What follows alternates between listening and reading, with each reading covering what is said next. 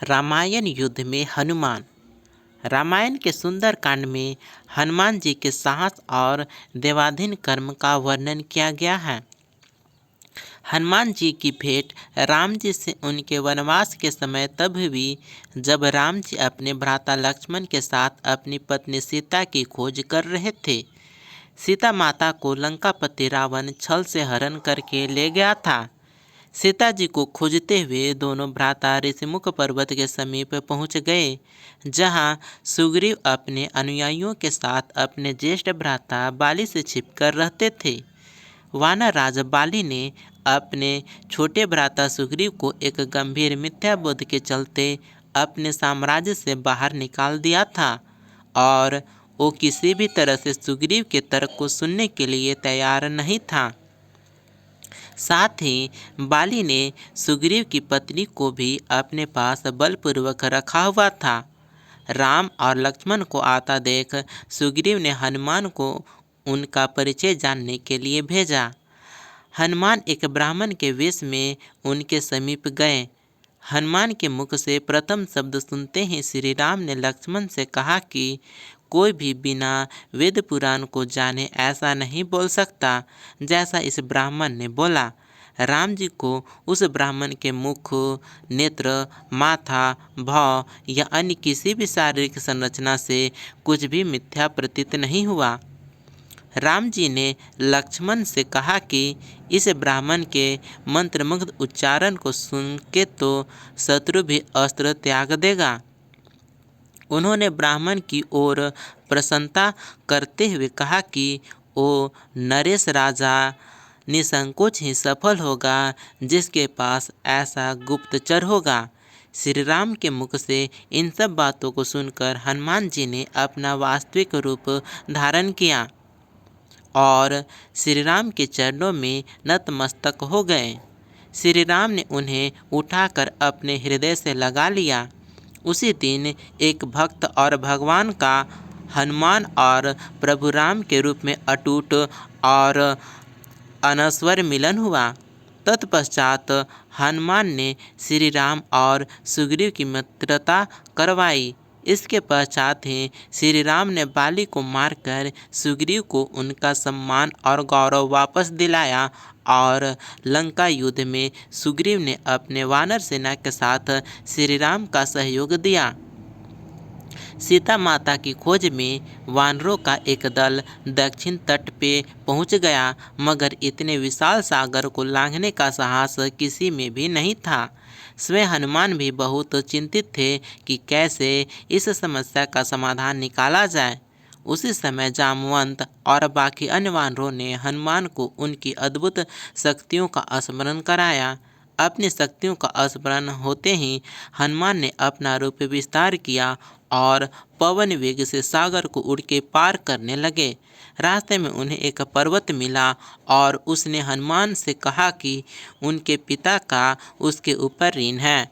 साथ ही उस पर्वत ने हनुमान से थोड़ा विश्राम करने का भी आग्रह किया, मगर हनुमान ने किंचित मात्र भी समय व्यर्थ ना करते हुए पर्वतराज को धन्यवाद किया और आगे बढ़ चले।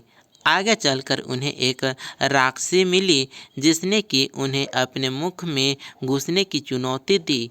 परिणाम स्वरूप हनुमान ने उस राक्षसी की चुनौती को स्वीकार किया और बड़ी चतुराई से अति लघु रूप धारण करके राक्षसी के मुंह में प्रवेश करके बाहर आ गए। अंत में उस राक्षसी ने संकोच पूर्वक ये स्वीकार किया कि वो उनकी बुद्धिमत्ता की परीक्षा ले रही थी। आखिरकार हनुमान सागर पार करके लंका पहुँचे और लंका की शोभा और सुंदरता को देखकर आश्चर्यचकित रह गए और उनके मन में इस बात का दुख भी हुआ कि यदि रावण नहीं माना तो इतनी सुंदर लंका का सर्वनाश हो जाएगा। तत्पश्चात हनुमान ने अशोक वाटिका में सीता जी को देखा और उनको अपना परिचय बतलाया। साथ ही उन्होंने माता सीता को सांत्वना दी और साथ ही वापस प्रभु श्री राम के पास साथ चलने का आग्रह भी किया, मगर माता सीता ने ये कहकर अस्वीकार कर दिया कि ऐसा होने पर श्री राम के पुरुषार्थ को ठेस पहुँचेगी। हनुमान ने माता सीता को प्रभु श्री राम के संदेश का ऐसे वर्णन किया जैसे कोई महान ज्ञानी लोगों को ईश्वर की महानता के बारे में बताता है।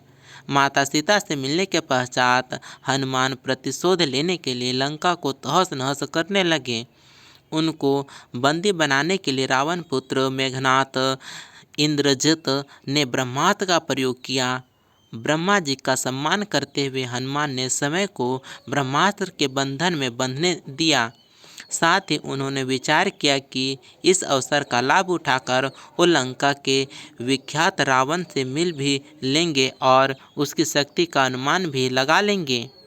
इन्हीं सब बातों को सोचकर हनुमान ने स्वयं को रावण के समक्ष बंदी बनकर उपस्थित होने दिया। जब उन्हें रावण के समक्ष लाया गया तो उन्होंने रावण को प्रभु श्री राम का चेतावनी भरा संदेश सुनाया और साथ ही ये भी कहा कि यदि रावण माता सीता को आदरपूर्वक प्रभु श्री राम को लौटा देगा तो प्रभु उसे क्षमा कर देंगे। क्रोध में आकर रावण ने हनुमान को मृत्यु दंड देने का आदेश दिया, मगर रावण के छोटे भाई विभीषण ने ये कहकर बीच बचाव किया कि एक दूत को मारना आचार संहिता के विपरीत है। ये सुनकर रावण ने हनुमान की पूंछ में आग लगाने का आदेश दिया। जब रावण के सैनिक हनुमान की पूंछ में कपड़ा लपेट रहे थे तब हनुमान ने अपनी पूंछ को खूब लंबा कर लिया और सैनिकों को कुछ समय तक परेशान करने के पश्चात पूंछ में आग लगाने का अवसर दे दिया। पूंछ में आग लगते ही हनुमान ने बंधन मुक्त होकर लंका को जलाना शुरू कर दिया और अंत में पूंछ में लगी आग को समुद्र में बुझाकर वापस प्रभु श्री राम के पास आ गए। लंका युद्ध में जब लक्ष्मण मूर्छित हो गए थे तब हनुमान जी को ही द्रोणागिरी पर्वत पर से संजीवनी बूटी लाने भेजा गया, मगर वो बूटी को भली भांति पहचान नहीं पाए और पुनः अपने पराक्रम का परिचय देते हुए वो पूरा द्रोणागिरी पर्वत ही रणभूमि में उठा लाए और परिणाम स्वरूप लक्ष्मण के प्राण की रक्षा की। भावुक होकर श्री राम ने हनुमान को हृदय से लगा लिया और बोले कि हनुमान, तुम मेरे भ्राता भरत की भांति ही प्रिय हो। हनुमान का पंचमुखी अवतार भी रामायण युद्ध की ही एक घटना है। अहिरावण जो कि काले जादू का ज्ञाता था, उसने राम और लक्ष्मण का सोते समय हरण कर लिया और उन्हें विमोहित करके पाताल लोक में ले गया। उनकी खोज में हनुमान भी पाताल लोक पहुँच गए। पाताल लोक के मुख्य द्वार एक युवा प्राणी मकरध्वज पहरा देता था, जिसका आधा शरीर मछली का और आधा शरीर वानर का था। मकरध्वज के जन्म की कथा भी बहुत रोचक है। यद्यपि हनुमान ब्रह्मचारी थे मगर मकरध्वज उनका ही पुत्र था। लंका दहन के पश्चात जब हनुमान पूंछ में लगी आग को बुझाने समुद्र में गए तो उनके पसीने की बूंद समुद्र में गिर गई। उस बूंद को एक मछली ने पी लिया और वो गर्भवती हो गई। इस बात का पता तब चला जब उस मछली को अहिरावण की रसोई में लाया गया। मछली के पेट में से जीवित बच्चे उस विचित्र प्राणी को निकाला गया। अहिरावण ने उसे पाल कर बड़ा किया और उसे पातालपुरी के द्वार का रक्षक बना दिया। हनुमान इन सभी बातों से अनभिज्ञ थे। यद्यपि मकरध्वज को पता था कि हनुमान उसके पिता हैं, मगर वो उन्हें पहचान नहीं पाया क्योंकि उसने पहले कभी उन्हें देखा नहीं था। जब हनुमान ने अपना परिचय दिया तो जान गया कि ये मेरे पिता हैं, मगर फिर भी उसने हनुमान के साथ युद्ध करने का निश्चय किया क्योंकि पातालपुरी के द्वार की रक्षा करना उसका प्रथम कर्तव्य था। हनुमान ने बड़ी आसानी से उसे अपने अधीन कर लिया और पातालपुरी के मुख्य द्वार पर बांध दिया। पातालपुरी में प्रवेश करने के पश्चात हनुमान ने पता लगा लिया कि अहिरावण का वध करने के लिए उन्हें 5 दीपकों को एक साथ बुझाना पड़ेगा। अतः उन्होंने पंचमुखी अवतार श्री वाराह, श्री नरसिम्हा, श्री गरुण और श्री हयग्रीव और स्वयं धारण किया और एक साथ में पांचों दीपकों को बुझाकर अहिरावण का अंत किया। अहिरावण का वध होने के पश्चात हनुमान ने प्रभु श्री राम के आदेशानुसार मकरध्वज को पातालपुरी का नरेश बना दिया। युद्ध समाप्त होने के साथ ही श्री राम का 14 वर्ष का वनवास भी समाप्त हो चला था। तभी श्री राम को स्मरण हुआ कि यदि वो वनवास समाप्त होने के साथ ही अयोध्या नहीं पहुँचे तो भरत अपने प्राण त्याग देंगे। साथ ही उनको इस बात का भी आभास हुआ कि उन्हें वहां वापस जाने में अंतिम दिन से थोड़ा विलंब हो जाएगा। इस बात को सोचकर श्री राम चिंतित थे, मगर हनुमान ने अयोध्या जाकर श्री राम के आने की जानकारी दी और भरत के प्राण बचाकर श्री राम को चिंता मुक्त किया। अयोध्या में राज्याभिषेक होने के बाद प्रभु श्री राम ने उन सभी को सम्मानित करने का निर्णय लिया जिन्होंने लंका युद्ध में रावण को पराजित करने में उनकी सहायता की थी। उनकी सभा में एक भव्य समारोह का आयोजन किया गया जिसमें पूरी वानर सेना को उपहार देकर सम्मानित किया गया।